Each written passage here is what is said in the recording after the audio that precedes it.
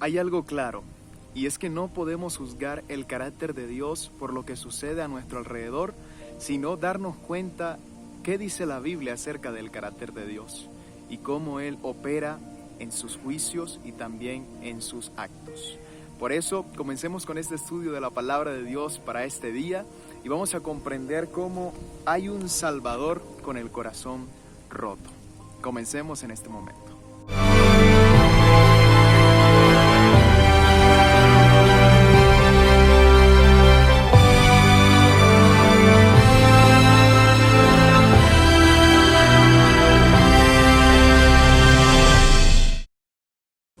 Hola, ¿qué tal, queridos amigos? Bienvenidos a este estudio de la Palabra de Dios a través del folleto de la lección de Escuela Sabática.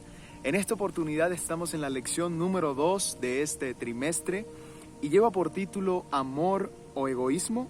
Esa es la cuestión. Hay mucha gente que se cuestiona acerca del carácter de Dios por las cosas que pasan alrededor, por las cosas que vemos que suceden en nuestro mundo. Pero es un error definir el carácter de Dios con respecto a lo que sucede a nuestro alrededor. Si bien es cierto, la Biblia dice que Dios es amor, según 1 de Juan capítulo 4, el versículo número 8.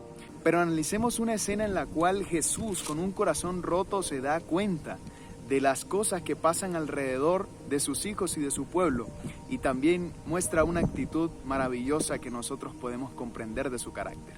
Así que vamos a abrir la Biblia en esta oportunidad en Lucas capítulo 19, el versículo 41 al versículo número 44.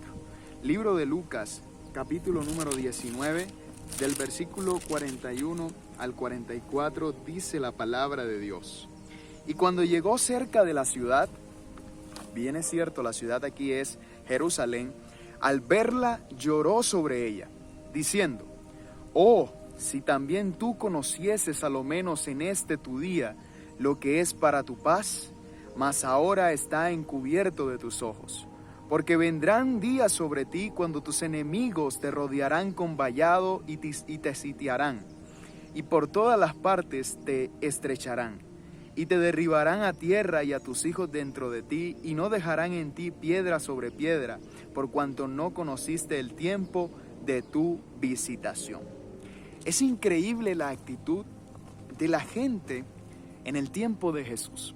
Jesús vino a ellos para traerles el amor de Dios, para revelar el reino de Dios en sus vidas, pero como bien nosotros lo sabemos, a los suyos vino, pero no le recibieron. Según lo que dice Juan capítulo 1, el versículo número 11. Jesús hecho carne, vemos aquí ahora que Él, en medio de toda la devastación que vendría sobre Jerusalén, viendo toda la devastación que vendría sobre Jerusalén, les dice: ustedes no supieron el tiempo de su visitación. Era lógico, y nosotros podemos pensar que cuando Jesús vino a esta tierra, los primeros que tendrían que aceptarlo eran los judíos, los que estaban en Jerusalén, en Judá. Pero no era así. Ellos habían rechazado al Mesías, habían rechazado sus enseñanzas, tanto que Jesús, cuando está aquí en su entrada triunfal en Jerusalén, esto es lo que expresa, dice: te derribarán a tierra, o sea, ella, Jerusalén, esta ciudad, sería derribada y no quedaría piedra sobre piedra que no fuese derribada. Como lo dice el libro de Mateo capítulo 24, cuando Jesús les dice a sus discípulos que no se maravillen del templo, porque no quedará piedra sobre piedra que no sea derribada. Un Salvador con un corazón roto, en una escena de alegría como lo fue la entrada triunfal de Jerusalén, se convirtió de un momento a otro en una escena de tristeza. Vamos a abrir la Biblia ahora, en este momento, en Mateo capítulo 23. Mateo capítulo 23, el versículo número 37 y el versículo número 38. Y la palabra de Dios dice de la siguiente manera: Jerusalén, Jerusalén. Aquí está hablando acerca de un lamento de Jesús sobre Jerusalén. Dice: Jerusalén, Jerusalén, que matas a los profetas y apedreas a los que te son enviados. ¿Cuántas veces quise juntar a tus hijos como la gallina junta sus polluelos debajo de las alas y no quisiste?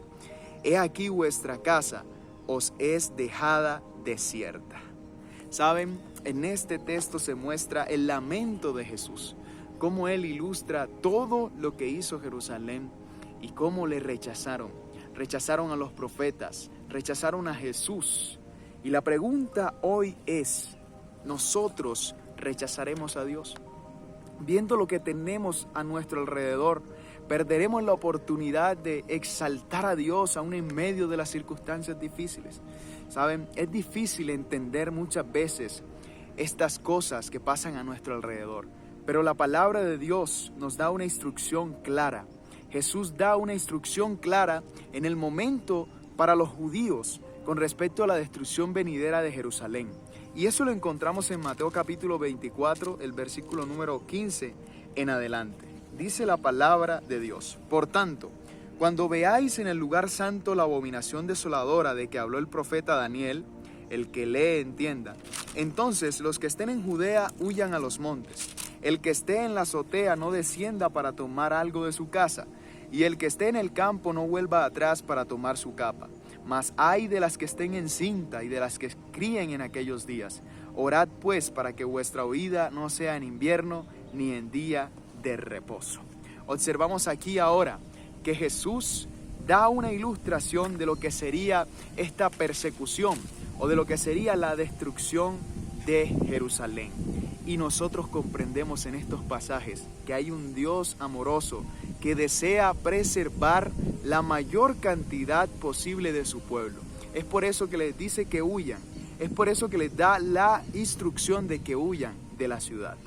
Nosotros debemos reflexionar hoy en la gracia y la misericordia que Dios derrama sobre nuestra vida. Es momento para consagrarnos más a Dios. Es momento para no dejar que el enemigo nos engañe y destruya nuestros pensamientos acerca del carácter amoroso de Dios. Porque Dios no tiene la culpa de ninguna de las consecuencias del pecado que se ven alrededor de nosotros, en nuestro mundo. El Señor, por el contrario, quiere que nosotros podamos desarrollar en nuestra vida un amor que le glorifique, una vida que sea digno de honra para y gloria de nuestro Dios. Así que en este día tú puedes ser de aquellos que dan la honra y la gloria a Dios viviendo una vida que está reflejada en el carácter del Señor. Mira alrededor, quizás encuentres maldad, sufrimiento, lágrimas, pero recuerda que debes mirar al cielo de donde viene tu socorro, porque el Señor también nos permite poder refugiarnos en Él y fortalecer nuestra confianza en medio de las circunstancias difíciles.